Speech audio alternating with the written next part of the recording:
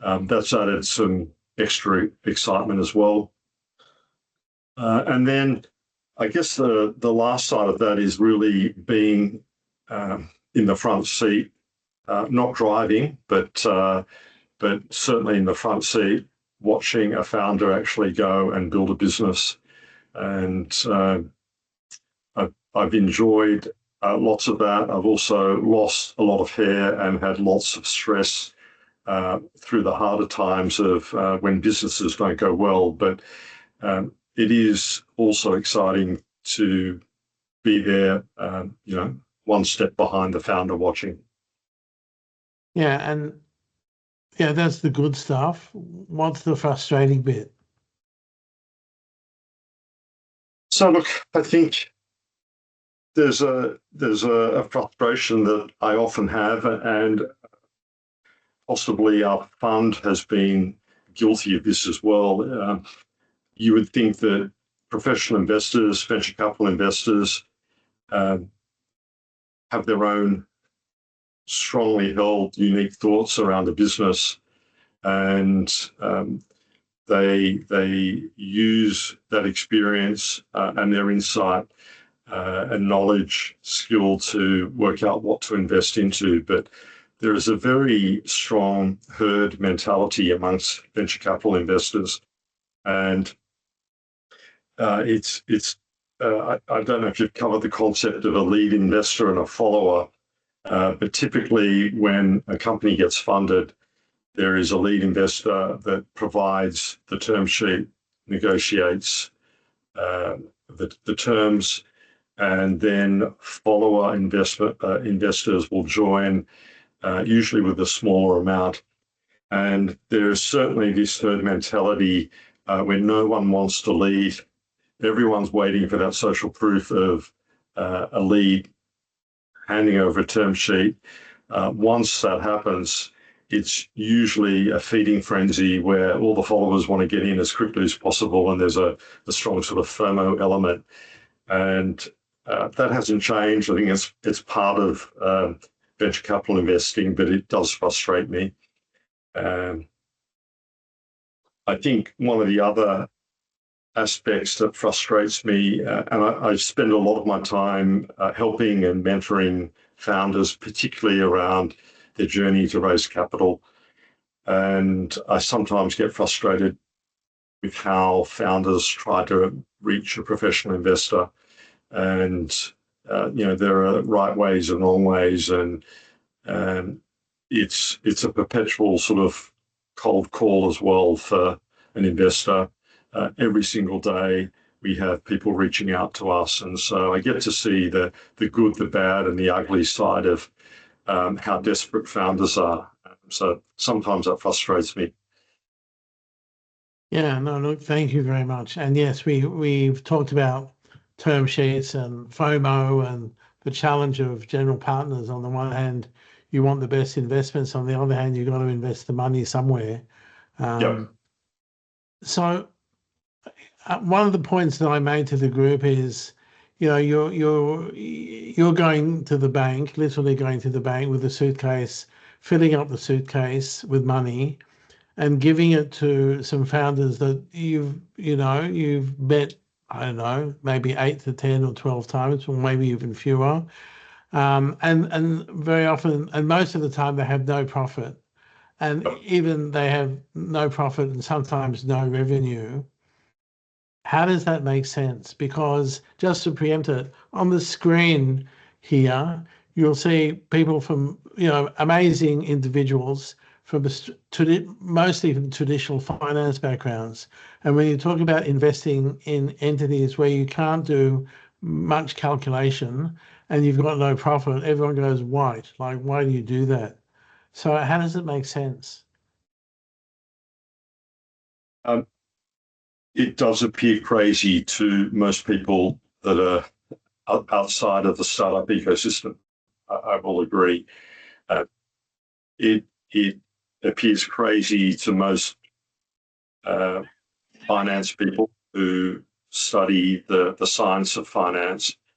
It appears crazy to lots of accountants and lots of lawyers. who don't understand, I guess, the game of venture capital and the big picture of how it works. So I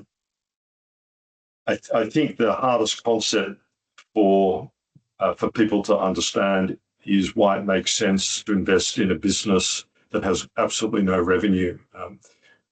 Why would you do that? And I think there are a couple of reasons, I guess, that explain why we would do that and why there's sort of great importance to invest at a really early stage of one of these hopefully fast-growing businesses. And I think the first thing we're doing is investing in the potential of a founder to grow a business. We're not investing in the profit of the business, and we're not investing in the infrastructure of the business. We're really, at a very early stage, investing in potential, and it's the potential of the founder. If I said we were thinking of revisiting the very fast train proposal, to work out what to do over time. We're also investing for the option value as well. So many investments will be what are called toehold investments, small amounts of money.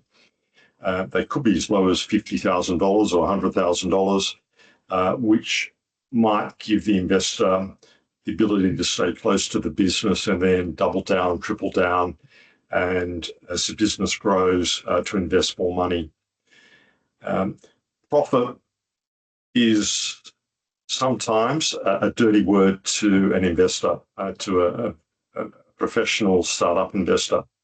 And the reason is that investors are wanting founders to reinvest any excess cash that they've made to grow their business as fast as possible.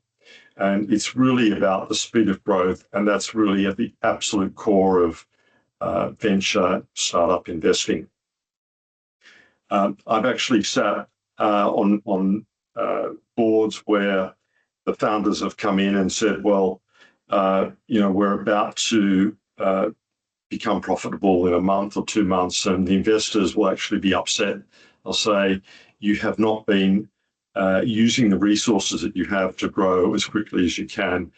And so that happens a lot. And I think as well, founders will often present financial plans or forecasts to investors, and they'll basically present a picture where their business will become profitable after 6 months and think, that's fantastic. Whereas the investor's going to look at that and say, well, that makes no sense. You don't understand the game if you are wanting to be profitable in 6 months. So it's certainly unusual, and I think this asset class is also very different to many other asset classes around how profitability and growth are sort of managed. Yeah, no, thank you. And please, I can see you now, so put up your hand if you've got a question anytime and we'll stop. It sounds like the VC is going to always add value to the startup or to the venture. They've got money, they're going to provide advice or so on. Have you got, in your experience, any examples, either for the ones you've been on or others, where the VC has destroyed that value? In other words, they've come in, or they've dominated the board, or they've provided, in fact, too much cash, or where it hasn't been such a great experience. Yeah, and so this is also completely counterintuitive, but it happens all the time. It probably happens less now than it used to happen, but it is providing too much capital too quickly to a company. There's a technical name for it, interesting name, called premature scaling.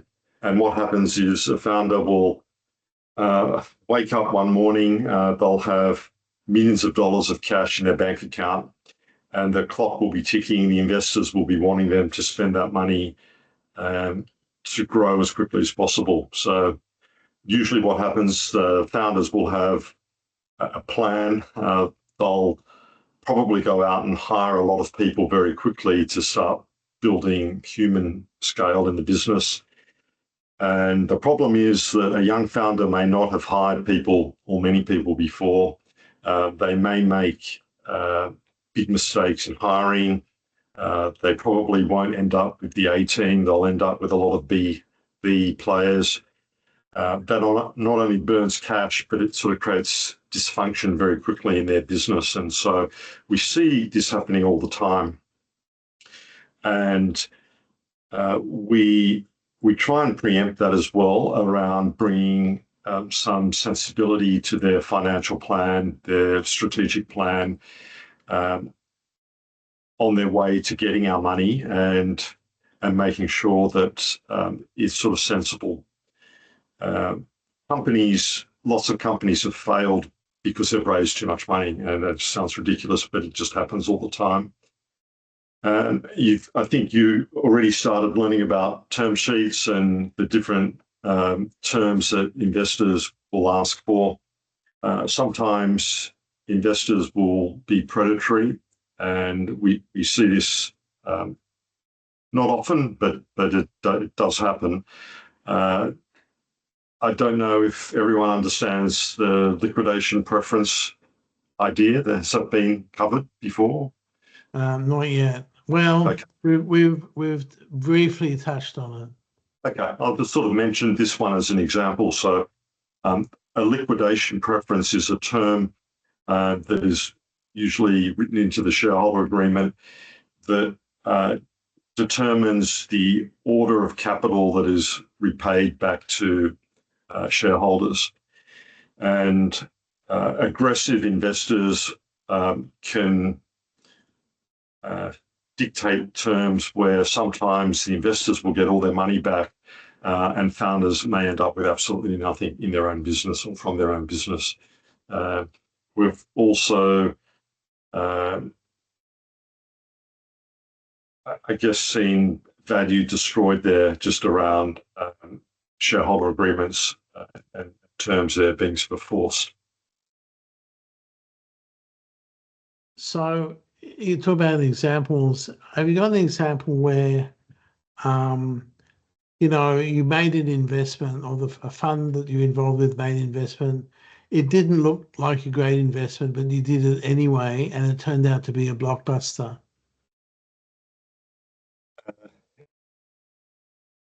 Yes, we've got some ourselves. I guess I'll cover probably two very, very big and successful companies that sort of come to mind, and these are widely publicized case studies. Uber was one of them, where dozens of Silicon Valley tier one investors passed on Uber. They at the beginning, it was pitched as a service to replace limousines, and I think market size is important, and that was considered too small a market.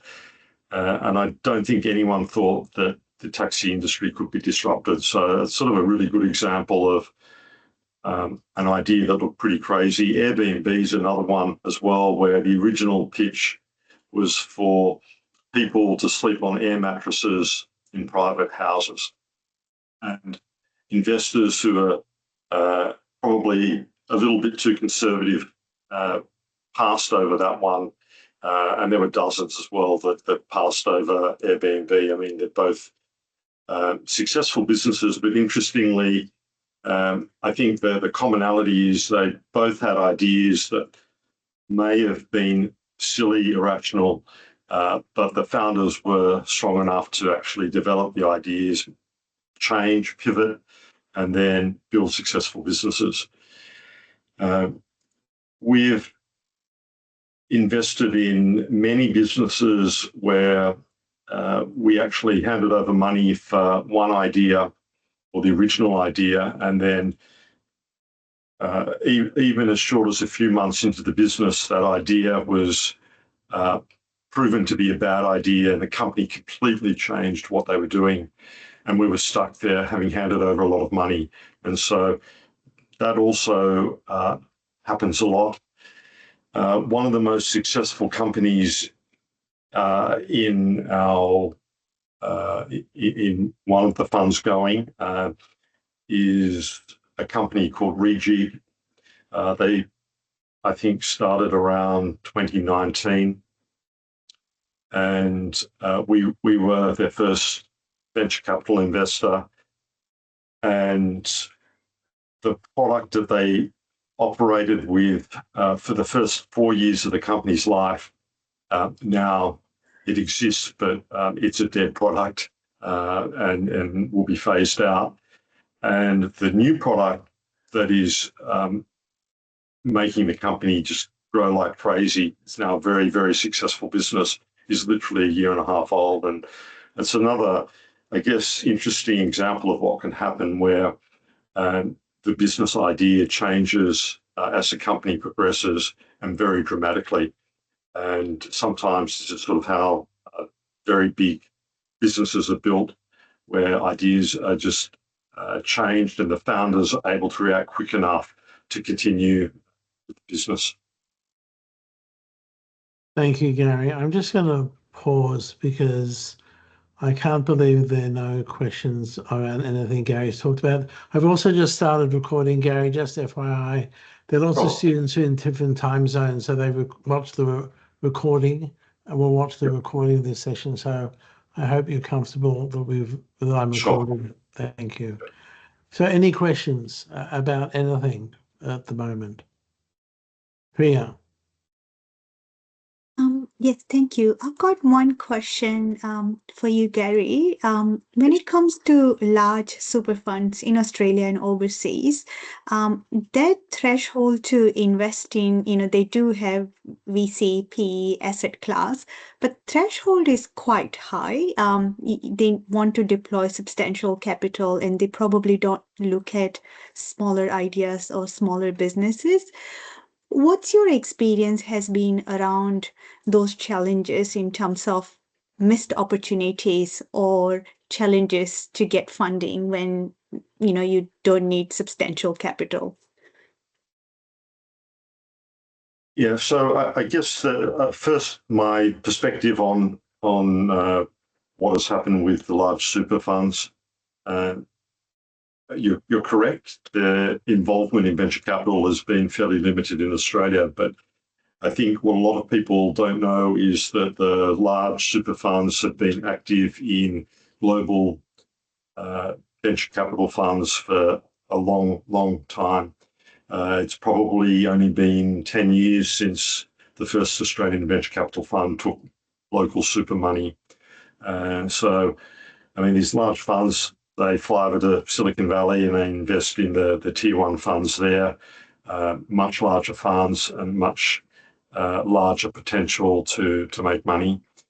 About 10 years ago, that changed, and there's probably been maybe half a dozen super funds that have invested primarily in the tier one VCs. There's only 4 of them in Australia, and that would be Airtree, Square Peg, Blackbird, and Main Sequence Ventures. And so they're sort of the gorillas. And 10 years ago, they were all, well, maybe a bit more than 10, but not much more. They were all starting out. The second tier funds, of which a couple of our funds sit into, have not received very much super investment at all. Our right-click capital fund, we do have a superannuation investor, so it's been interesting to have them on board.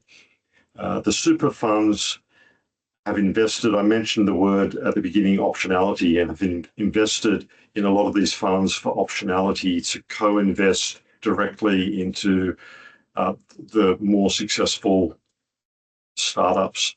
And so that's happened. Canva's sort of the poster child there of what's happened. A lot of the super funds have been able to directly invest into Canva as well. And so by investing into venture capital funds, they've been able to unlock optionality to directly invest into the more successful startups. Thank you. Any other questions? Kate. I just wanted to get your advice on like how do you help your founders with the premature scaling, I think you called it. Because I think that's the thing, like a lot of businesses kind of get a big grant in and like the whole team is scrambling. So like what kind of suggestions do you normally give your teams? So it comes down to having seen the problem and being able to identify the problem. So if, for example, we are reviewing call it a 12 to 18 month forecast budget plan, and we see that the founder has got 5 people that wants to have 15 people in 6 months' time. And, it's an immediate red flag, and we'll say, there is no way you're going to be able to do that. How are you going to do that? And they'll argue, but they just need help just around what's sensible, what's reasonable, what's possible there. And then that type of thinking extends as well to just their revenue projections. And most founders will have their business sort of going up exponentially. It could be a straight line. I mean, as soon as we see a straight line graph of revenue growth, we think, well, that sort of doesn't make sense. You haven't done it very carefully. And so there's lots of little signals there just around their own planning that we've seen before and we can help them with. Awesome. Thank you. Doug. Doug, I don't know if it's possible to turn on your camera. I know some of you can, but as I've said to everyone before, children, cats, dogs, anything in the background are most welcome. Thank you. Okay. Sorry, Jeffrey, I've just switched across to my phone. Hi, Gary. This is sort of follows on from Kate's question. We are reading a lot about how, spray and pray, so many startups fail, and investment strategies will have a portfolio of some that will succeed, some and many that will fail. I've had brief exposure to companies that have gone into liquidation or administration. It is a huge process for everybody involved. I'm just wondering, when a business is turning towards you're losing confidence in one of your investments, does a formal process kick in to warn the directors around insolvent trading? And it seems terrifying to read about so many businesses that, run out of cash and end up in that situation. So I'm just wondering, what does that world look like? It can become a very scary world for the investor that ends up on a company board where the company is, at very high risk of collapsing. Probably the biggest risk is for the director to be liable for insolvent trading, and probably all know bits and pieces around how that works. So I think I've had the experience more than once of being on a board where the company has been in a position of approaching insolvency. The directors are then having to rely on all the data that they're seeing as being correct, all the financial information being correct. And I've also been involved in companies that have entered like a safe harbor provision as well, which is, don't know, maybe I'll just give a brief overview of what that is. And it's a framework that ASIC have created that recognizes when a company is potentially trading insolvently, and allows the company to put in place different things that will then allow it to come out the other side. And so it may technically be insolvent, but the framework allows it to sort of continue to try and trade out. And so when that happens for an investor being on the board, it becomes very nerve-wracking. what often happens is the investor will resign from the board as soon as they get any idea that the company is heading that way. And that's obviously a bad signal when that happens. But we do get involved in the messy side of when companies collapse. Oftentimes, the company will just run out of money, have managed its liabilities, and then will just close. So that also happens. We also, along with all the other things where we've had experience because we've done it so many times, the professional investor will guide the founders in how to probably manage their way through this. So there's a term called runway, which is basically how much cash do you have before the business crashes. And so the runway is a key metric for startups, and it's usually measured in months. We've got 6 months worth of cash. And so then there are other expressions like redline. When will the business redline? Basically get into a position where it can't get itself out and pay its liabilities. And so that's a particular date. And then, the investor or the director will be constantly asking for updates. When these startups get into trouble, it's not uncommon to receive weekly updates on the business. So we get fairly well involved. Great, thank you. James. Thank you. Can't hear you. It's probably your Bluetooth.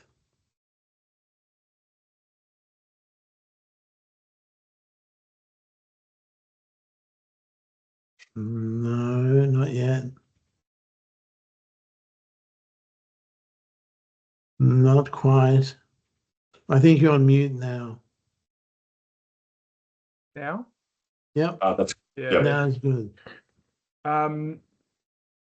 Yeah. So when a company's like, they're obviously quite young and they're not, just may not be revenue or profit, and you're investing, you must be putting some sort of targets in place for them over the next 6 or 12 months, I guess. And how do you measure their progress?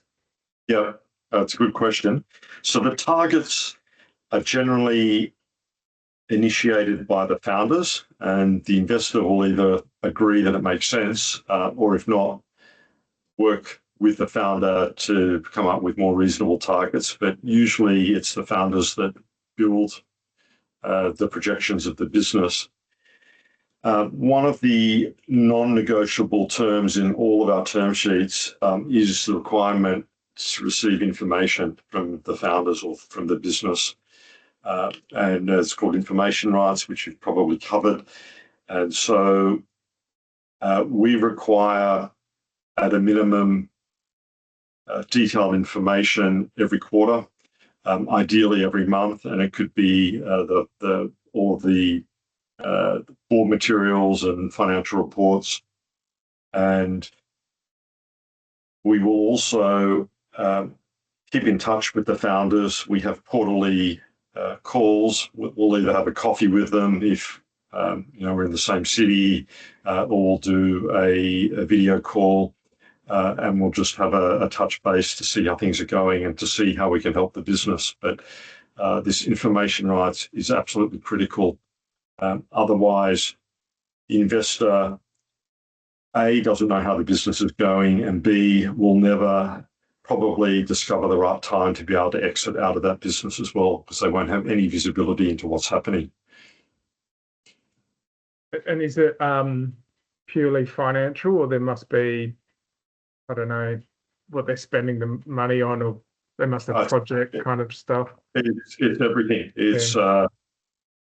It's hiring, as financial results, it's other sort of growth metrics for the business.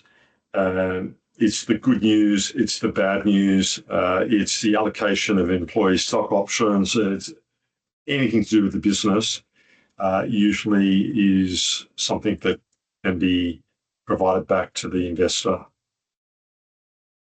Yeah. Thank you. Vincent. Hi, Gary and Jeff. Actually, I have a couple of questions. In today's PE capital world, I think the size is increasing day every year. Is there any competition between the VC firms? If so, how's that going to work out? And who's deciding who's getting the business, who isn't? Are you talking about just competition within the VC world, or In the VC world, yeah. Yeah, that's certainly very interesting. So I would say I talked about 4 companies being the top tier. The second tier is probably around 30 or 40 firms, and I would just guess there'd be somewhere around 100 partners across all of the tier 1 and tier 2 firms in Australia, which is relatively small, that number. And I would think as well that those 100 people would all know each other. And we're basically frenemies. So we're very friendly enemies.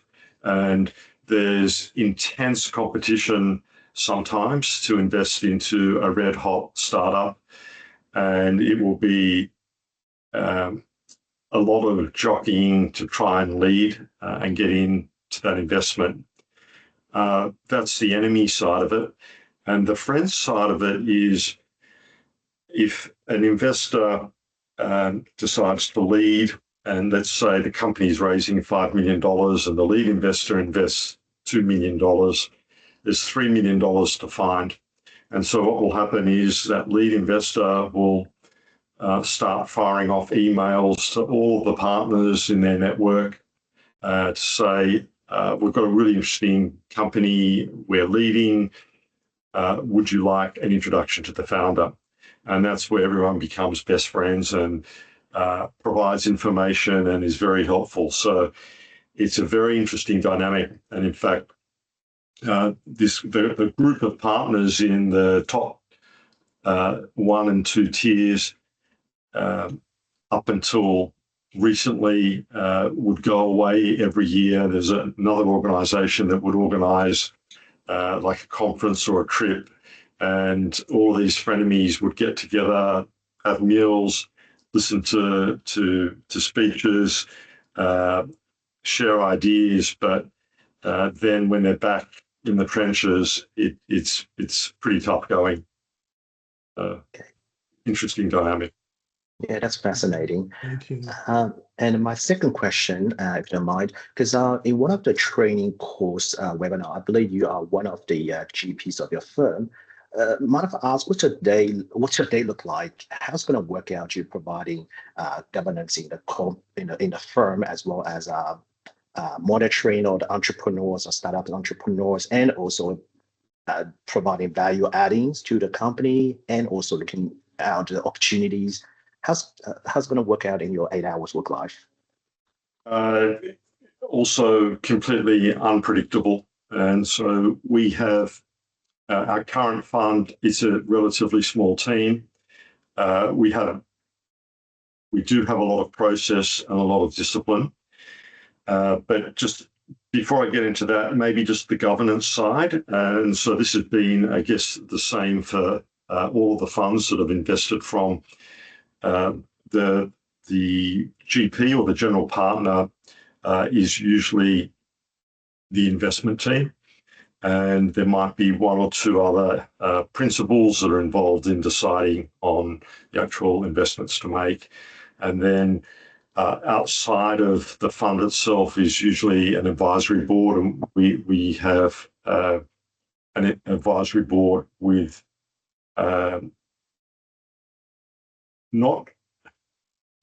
they're not all VC experienced, so they're very seasoned business people, but they've got different skills and experiences, and they also review every investment that we make. And so we will actually prepare an investment paper, and then we present that to the advisory board typically a rubber stamp, but they generally come back with lots of good questions to try and understand what we're doing. And they also provide governance just around the operation of the fund as well. In terms of the day-to-day work, so in our very small fund, we look at around 800, or we see about 800 investment opportunities a year.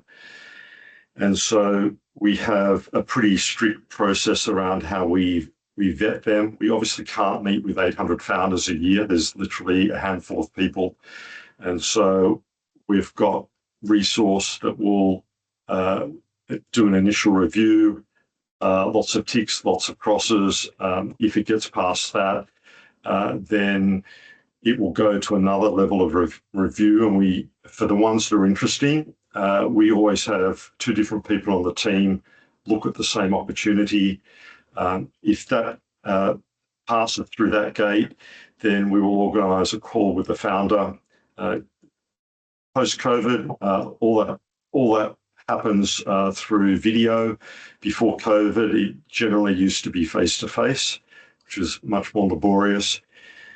And if a founder gets through to an actual call with the partners, it means that they're probably in the top 10% of opportunities that we like or have seen.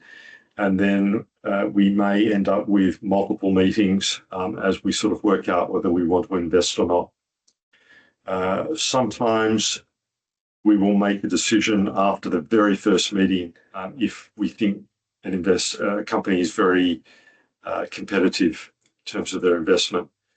That might seem crazy, but our investment indication or offer is always contingent on a due diligence process being run and being successful. So there's quite a bit of time for that to sort of play out as well.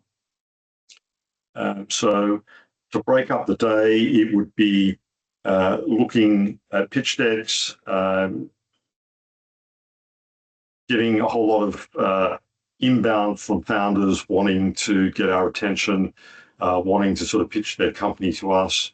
Sometimes we know them, sometimes we don't. It will be talking to our portfolio founders, helping them where possible. And then it will also be, depending on the stage of the fund, there are two distinct phases of a venture capital fund. The first half sort of sounds obvious, is the investment half, where you spend all of your money. The second half, you're basically trying to get out of companies and sell your position. And so we've got two funds operating. One of them is in its twilight years, and we spend most of our waking moments on that fund trying to work out how we get out of companies and hopefully get out successfully. And then with the current fund that I'm investing from, we're still investing. We're in the fourth year, and we probably have another half year of investing in that fund. Thank you. Doug and Aaron and James, I know you've got questions. Just before we get to them, so Gary, we spent a fair bit of time early on in the program. You touched on due diligence and decision making for investment, looking at Strongroom and EVP. I wrote a case. I don't know if I've sent you the case. Have I sent you the case that I wrote on EVP a little while ago? Yes. I know, you and I have a lot of friends at EVP. You may not want to comment, but at a high level, do you want to comment on what you think may have gone wrong there?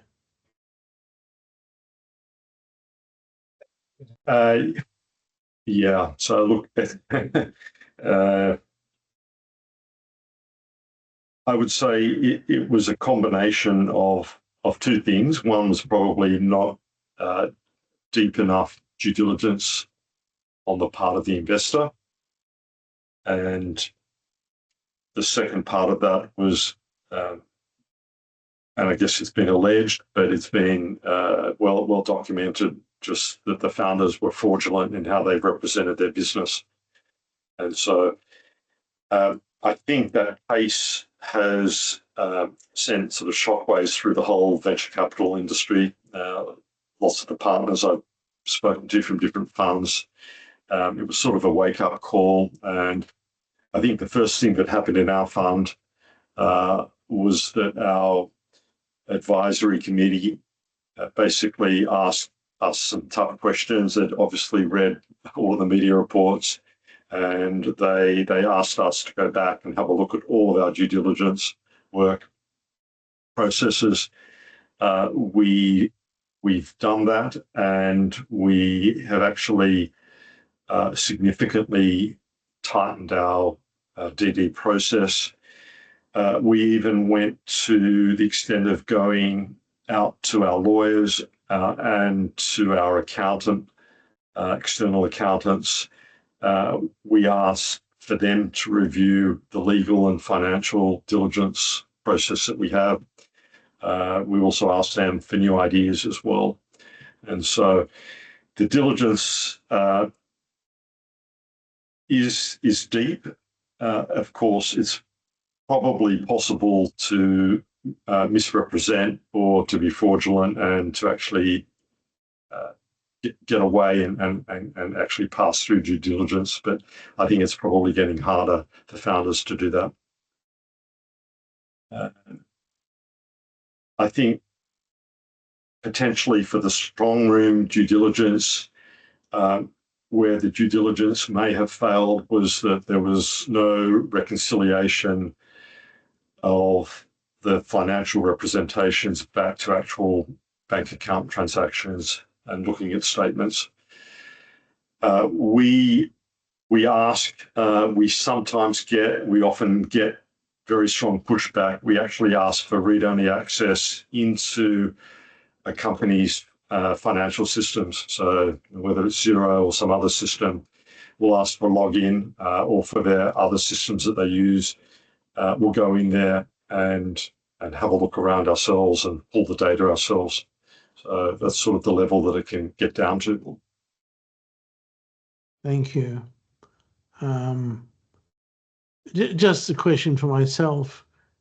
Have you seen the impact from a reputation perspective, do you think, onto EVP? I know they're raising or have been raising Fund 4.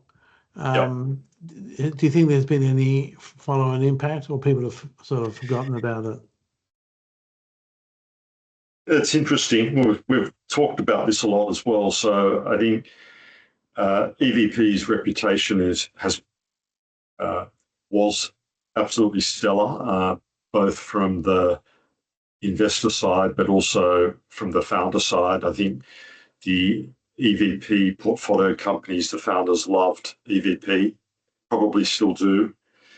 I think our initial thinking was that this was going to have a big reputational hit to EVP, and the impact of that is actually twofold. It's one is raising more money from investors into their funds, and the other is founders trusting them as an investor that they would actually like to have involved in their company. And I'm not close enough to what they're doing to sort of be able to gauge either of those, but I think they will, my personal opinion is that they have come out the other side of this. I know it's still in front of the courts, but they've come out of it, I think, in a way that their reputation is still intact. I think for a lot of other funds, if this had happened to, it would be a complete death sentence, but it's sort of a testament to the quality of that organisation that I think that they will continue well. Thank you. James, I know a couple of you had hands up. James, over to you. Yeah, thank you.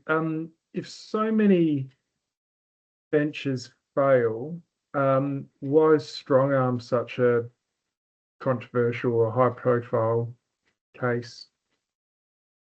It was controversial because within a period of a couple of weeks after receiving this $11.5 million investment from EVP, EVP discovered that there was alleged fraud. And so that was the very unusual part of that investment. And so $11.5 million is a lot of money for an Australian venture capital investment, and it's considered a growth stage investment, not a very early stage investment. And so it's considered to be, a significant amount of money. So that was really the problem with that. And to give you an idea just around how the game of VC works, so a typical fund will have usually no less than 25 investments. And 25 is deemed enough to provide a portfolio approach to the fund, to provide enough diversification, because this is the reality under the 25 investments. And these are global numbers, and I think our experience has been different, and maybe Australia is probably, I don't think it's any worse than the global numbers, but 70% of all the investments will fail. And that's also a tough number for people to contemplate. So out of a fund of 25, you're going to have approaching maybe 18, 19 failed companies. And so the fund or the investors are working with the goal of literally one or two companies returning all of the fund's proceeds and then providing most of the fund returns. And typically funds are chasing a 2 to 3 times return on invested capital. And so that becomes very nerve-wracking, because as companies start to fail, the partners start to stare at who's remaining and try to pick the winners, and then also refocus their time against the winners and not so much on the losers or the companies that they're pretty sure are going to fail. So it's an absolute roller coaster. And that's very different to the PE world, where there's a very low probability that a company is going to fail because they're much further along. There's probably much more due diligence done, and there's much greater persistence in the profitability of the company. So very different profile to a venture capital investment. Thank you. I want to make sure we've got time for valuation. The other thing is I extended this session to 9. If you need to drop off because you got family or other things to do, please do so. You could watch the remaining recording. But Gary, are you happy to stay till 9? Yeah, certainly happy to continue. Yeah. I appreciate it. Doug, you've got your hand up. Yep. And the question back to valuation, do you have a preferred valuation method out of the bag? Yeah. Okay. So we don't. So valuation is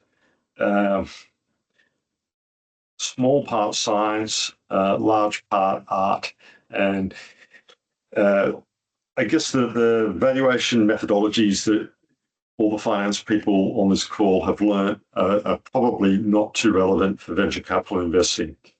And we work usually around the world of comparables. So we will compare one company with multiple other companies that we've either invested into or we know what the investment dynamics were. And then we will work out what we think is a valuation for our term sheet. Is that valuation correct, accurate? The answer is we have no way of knowing. It's basically what we think is reasonable, and often founders will have very different ideas, and often other investors will have very different ideas. So, for example, we looked at a business a week ago. We met with the founders super impressive. They've built a prototype. They've got no revenue. And we asked them how much they're raising, and they said $5 million US. Right. And so we do the mental calculation in our head, and normally that would mean they're probably chasing something like a $20 to $30 million valuation. And so we knew straight away that was probably too much. And the first question back to them was, why have you picked US dollars and not Australian dollars? And lots of founders just very foolishly say, well, we're raising in US dollars because we'd like to get a US investor. So we've put it into US dollars, but it sort of makes no sense. So we start teasing out what they're thinking, their tolerance for moving the numbers down, and then ultimately, if we're interested, we will sort of go back with a number that we think is reasonable. Often we find other investors will provide a valuation that we think is ridiculous, but because it's so competitive, they'll set a very high number, and we will begrudgingly participate if we really, really like the company. That doesn't happen too often, but we do see just massive differences in expectations, valuations for same stage businesses. AI is also creating just huge havoc around valuations. So it's the hottest sector, along with sort of humanoid robots and there's some other deep tech sectors where valuations are sort of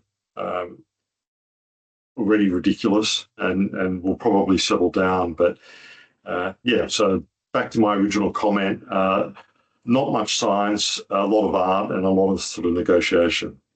We talked last week briefly about safe notes and the opportunity for safe notes. Do you have a comment on the use of safe notes? Yeah, so we are seeing more and more very early investments being made on notes rather than price rounds. I think maybe 5+ years ago, investors preferred price rounds for even very early stage because they knew what they were getting. I think investors in Australia now are much more comfortable with a note and not having the value of the business sort of predetermined as a share price. Of course, if you've been through the notes, you'll know that notes will sometimes have a cap, mostly have a cap, and also have a discount sometimes. And those two levers can make the investment for the professional investor sort of more attractive. We're comfortable. We won't sort of shy away from a note investment. Yeah, thank you. James? Hi there. Sorry, there's a dog and my wife coming home. Fine. I was going to say, you were talking about exit events earlier. What would be a typical example of one that you find? Yeah. So look, we were an investor. This is in the AFR a couple of weeks ago. So Hotdoc, many of you may have used Hotdoc when you have gone to your GP. So that was a very successful exit for our fund, but also a very successful exit for the company. I think it was reported as being sold for north of 200 million, but a bit more than that. And we originally were on the board of Hotdoc. We had a position early on in the life of our investment. And then as the company took on more investment, we did not keep our board seat, but we stayed close with the founder of the company, and we sort of were following the process as it sort of proceeded. The typical exit time for a company like Hot Dog and some of the other larger exits, it can be, it could take a year to actually happen. There's a long process. If we're a director in the business, then we typically get involved and we talk to the advisor or the banker who might be running the exit process, and we stay very closely involved in the mechanics of it. And if we're a more passive investor, then we're relying on what I just talked about earlier, information rights. So we're relying on getting updates around what's happening in the business.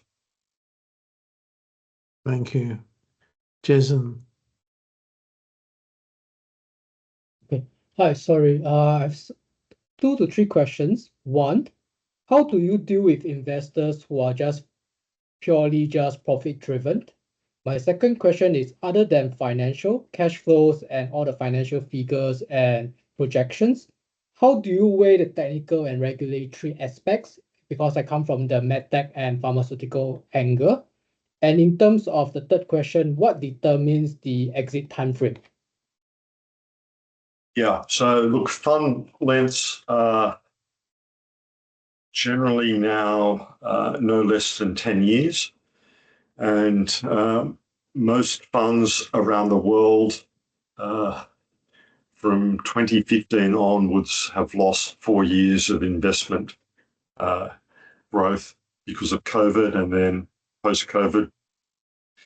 And so that's a long period of time. You talked about investors being profit-driven. Are you talking about the fund or the investors in the fund?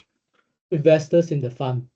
Okay, so the investors in the fund are basically signing up for a 10-year journey. It's largely illiquid, so they can't get their money out until there are exits of the fund's companies.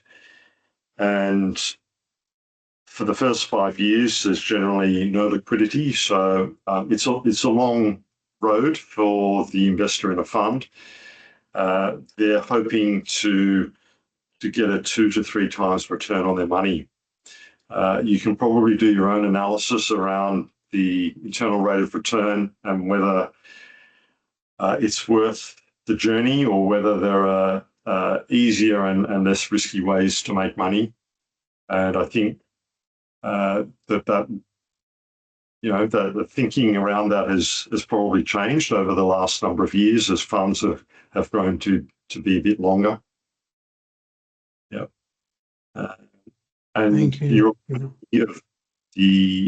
You had another question in there as well, or?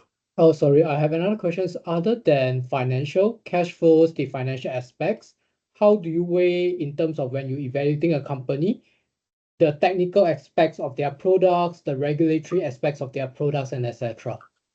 Yeah, absolutely. So there's a few different things that we consider. The first one, which greatly sways us, is whether the founder has actually built a startup before, and if they have, whether they have successfully exited.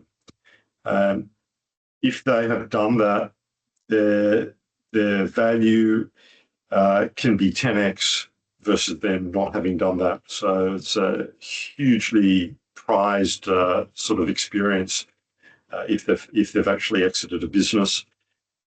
We try and make some assessment around the technology, and particularly now with lots of new businesses being created around AI. We have an expression called a moat, M-O-A-T, which is basically a barrier or a boundary around the business, which makes it difficult for other businesses to copy. So we look at the moat. The moat could be a technical moat, so it could be the strength of the technology. It could be a business model moat. It could be some other type of moat that protects the business. So we consider that. We look at also competition and also market size. And so we will shy away from a startup that is playing in a relatively small market. And for us, the hurdle there is $1 billion total addressable market size. We also shy away from businesses that have a very heavy level of competition at the time that we try and invest into them. Ideally, they should have no competition and a strong barrier to entry, but that doesn't happen that often. Thank you. Thank you. I want to, this week's about valuation. I'm interested, Gary, in your perspective of what's going to happen in the AI space. So I would imagine a lot of the opportunities you're looking at now are AI opportunities. Yep. You know, the discussion that continues to rage on, especially in North America, around is there an AI bubble or not? Yep. We talked last week about how down rounds are not great. No one likes down rounds. So if the bubble bursts, which personally I don't think it will, we may see correction, but personally I don't think it's going to. But anyway, if it does and the music stops, what's that going to do to your portfolio? Look, it probably won't do too much damage to our portfolio. I think, I mean, I have a strong opinion that this is not just a bubble. It may be around valuations, but it's not around the actual foundations of what AI is going to provide to the world. Agreed. We're seeing most of our businesses embrace AI. We're seeing some of our businesses where the founders are scared that they are going to get wiped out by AI because the barrier now to clone what they've built is now quite low. We ask the question now for every business that we look at, are they in the kill path of AI? Basically, have they got a very short life because what they're doing is just going to be able to be done by AI? So we probably look at every opportunity with a very strong AI lens. I think as well that new businesses will be able to use AI so that they won't need to have as many people, they won't need as much capital, and they will be able to prove out their product literally with even a single founder, but hopefully maybe just a couple of people. And so I think AI is going to make it much easier for people to go and build a startup and do it without the constraints that have been around people, expensive technology and infrastructure. All of that now is probably going to be reduced because of AI. So I'm very bullish. There's a friendly competition that the leaders of the big large language models, OpenAIs and Claudes, there's this friendly bet around when we will see the first unicorn built by a single person and operated by a single person. And I think that's coming. We've just started to see single founder startups that have built amazing product by themselves and usually all with AI. And so that's just starting to happen now. We've got lots of businesses that have AI coders or AI resources on their org chart. So they literally replace people with AI and built entire roles using tools. And so I think startup founders are fairly ahead of the curve and very industrious around how they're going to use AI to help their business. Thank you so much. We've got time for one or two more questions, and then I just want to run a green light, red flag session with Gary to see what happens. So, anyone else got one or two burning questions? No? Okay, great. Look, it's getting a little late in the day. So, Gary, green light or red flag, okay? Green light or red flag. Solo founder. Was red and is now approaching green for the reasons I've just talked about. But I think it's perfectly acceptable for a single founder now to go and raise money. Yep. Why was it not? Sorry? Why was it not acceptable in the past? Just strong thinking, actually data to support it, that 2 to 3 founded businesses had a higher probability of success versus single founder businesses. And I think that thinking has changed now. Okay, I'm going to give you one that's maybe contentious. So if you want to block your ears on this, maybe I should stop the recording. Female founder or male founder? Doesn't matter.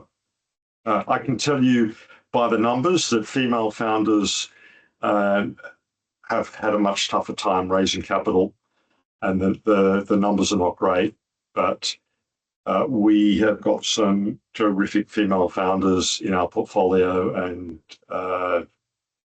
it just doesn't matter. Yeah. No revenue, but high user growth. Red flag, green light. Yeah, generally green, and I guess it's the idea that you build a large user community and you will work out the revenue model as you go. But that's an optimistic view of it. So green light? Yeah. Okay. What about exactly what you just said? We'll figure out the business model later. Okay, so I guess without the large user base in there, that's an absolute red light. And it probably doesn't get past an initial review if there's no clear business model. Okay. What about hot market with many competitors? I think I've covered this one before with what I've said. We don't like lots of competition, even in a hot market. So I think it would be red. Yeah. It would be red. Okay. Yep. What about deep tech founder who struggles to sell? It would be green with a caveat that they're probably going to be smart enough to go and hire the right person to go and sell with them. So, we do see quite a few technical founders, and we're now starting to see the opposite, which is a non-technical founder who has basically started using AI coding tools to build their product, which has been impossible to do. So it's like a very, very new thing that is starting to happen. And that's the green light? Yeah, so that would be green. Yep. Light green Yep. for the light green. Okay, greeny, ready. But I think you're right. We were having a session in my company today about exactly this, where the opportunity to build something that you would never think you could ever do yourself is now there, and what that opens up is just astonishing. Okay, tech team coming from big tech, so ex big tech founding team. Yeah, this is an interesting one. I have to say yellow because I think, there's a Canva mafia, there's an Atlassian mafia, and founders who have worked at those tech companies will come out and they'll build their startup, and that will be their badge of honor that they've worked at Atlassian, and therefore they've worked at a successful company. They know how to go and build a successful business. And that's not entirely true, but there is also some merit that they will have learned quite a lot from their previous employers. So probably, a yellow. Okay. Founders who are paying themselves high salaries because they feel they're worth it. Oh, absolute red flag. Yeah, so I'll just give you some numbers. It's sort of amusing. Back in 2012, 2013, in our first fund, we set a cap that a founder could only pay themselves a maximum of $70,000 a year.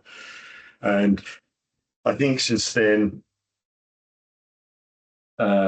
investors are nervous around how much founders pay themselves, but I think 150K now wouldn't be laughed out of the room. It's probably a number that an investor would take, but a number of years ago, founder salary was a really, really thorny topic. When asked, what is your vision of this business? It's to make me a lot of money. Sorry, is that a So you're asking the founders, what's your vision for this business? And their answer is to make me a lot of money. complete? That's a red flag. But I think you'd have to think that a founder is smart enough to know that that's a pretty dumb answer to just talk about the money. So we normally don't ask them that question because we will be convinced of the answer to that question by just listening to them talk about what they're doing. So we look for, the passion, the vision, the energy, and that's how we sort of answer that question. Okay, I think you've covered this one. Strong traction, but small market. So that would be, complete red flag. Has to be a big market. Okay. Founder unwilling to give up control. And that's a red flag. We see pretty stubborn, very opinionated founders often where, sort of mild personality disorder, but sometimes that's great and helps them be very successful. But it can be difficult for an investor where we try to help, try to give advice, and they basically don't take any of it on board and just do their own thing. And then founders that are unwilling to step aside if their business has outgrown them. That happens a lot. And I've had the unfortunate task more than once to remove a founder from their own business. And my advice to founders, and I tell them this at the beginning, is don't ever give up your right to control your own business and give that right to the directors. And I've seen some little train wrecks there. Which is very different to the PE space, isn't it? Where the PE investor will usually throw out the CEO and put in their own CEO. And so there's a total change of control. And what you're saying is that shouldn't happen in the VC space. Is that right? Well, sometimes the founder ends up in a position where they're sort of almost blackmailed. So a condition of receiving investment is to reduce the rights and controls they have over their own business. And that's just a bad position for a founder to be in, but it does happen. And last one, fast growth, but faster burn.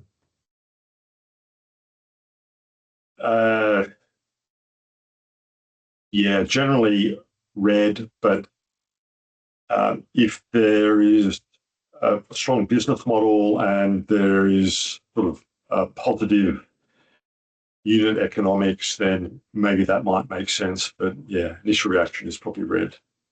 Yeah. Look, thank you. Look, we're out of time, and I just wanted to take a minute or two to thank you, Gary. I mean, I'm sure, as you can see, Gary's wealth of knowledge is immense.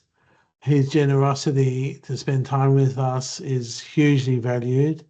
He's someone who's seen it all from an investor perspective, a business perspective, a large company perspective, a success of founders, the opportunity where founders have done really well, and also where unfortunately founders haven't done all that well. So he can bring all that experience to bear. And you can see, he's been doing this a while, and it's a really exciting space. I mean, I love the space. If I didn't love it, I wouldn't be in it. It's very different. It's very nuanced. A lot of people don't get it, and so hopefully, to all of you online tonight and those of you watching the recording, I hope that the experience tonight would have given you some window into what this space really looks like. We've focused tonight heavily on VC, and Gary, I've sort of talked to the group a number of times about how we've got sort of two worlds in this course, the VC world and the PE world, and they overlap at some parts, but they're very distinct in other parts. So it's interesting to bring the two together and talk about sort of private money, which effectively both are, but very different. And so I'd just like to, first of all, Gary, thank you so much for tonight. Thank you for taking so much time for the group. And maybe we could just give Gary a round of applause, either sort of physically or through the system. That would be great, and really, really, really appreciate it. And everyone who's here tonight, thank you for joining. Thank you for asking some really good questions. That's where the value comes from. It comes from, yes, there's stuff you're doing online, but where I think the value really comes from is from a night like tonight. So, Gary, once again, thank you. Really appreciate it on behalf of myself and the business school. It's been fabulous, and thank you everyone for coming tonight, and have a good rest of the evening. I'll pass you back to friends or family or dogs or cats or whatever you need to go back to. Really appreciate it. So have a good night, everyone. Thank you.